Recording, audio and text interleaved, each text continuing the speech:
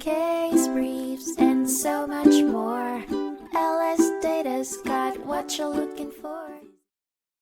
The Louisiana Supreme Court in 1923 was called upon to intervene in a heated dispute in Buras v. Salinovich, a case that hinged on the rights of a landowner against the claims of licensed hunters. This clash began on a marshland along the Mississippi River, owned by the plaintiff, which had been the scene of unauthorized hunting by the 6 defendants.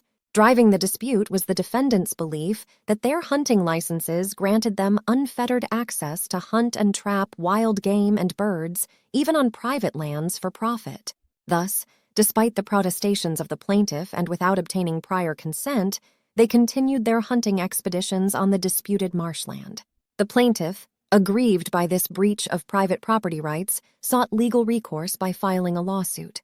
Initially, it seemed like the scale of justice tilted in favor of the defendants. The district judge denied the plaintiff's request for a preliminary injunction, ruling in favor of the defendants based on Section 20 of Act 204 of 1912, which put a caveat on hunting licenses stating that permission was required to hunt on another's cultivated or pasture lands. The district judge deferred to this, implying that unfenced marshland didn't fall under the category of lands where hunting was restrained.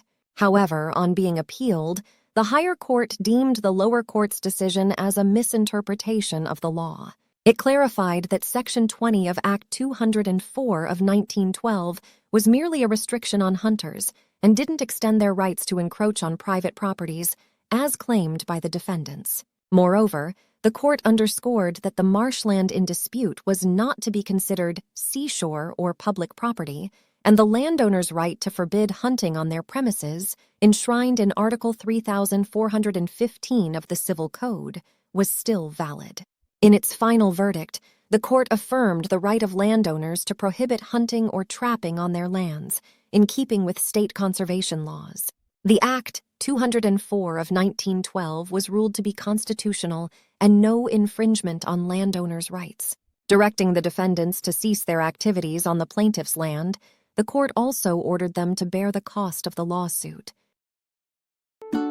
Case briefs, and so much more.